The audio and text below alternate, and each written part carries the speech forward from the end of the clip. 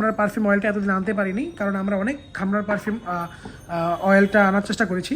তো আলহামদুলিল্লাহ শেষ পর্যন্ত আমরা খামরার পারফিউম অয়েলটি আনতে পেরেছি।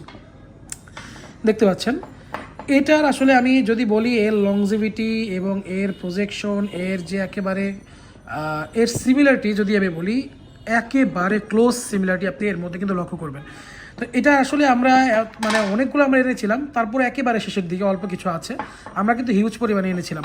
এটা মূলত এমন হয় যে আমাদের যারা পরিচিত কাস্টমার তারাই আসলে শপে আসার পরে এক কথায় লুটপাট করে নিয়ে গেছে সব।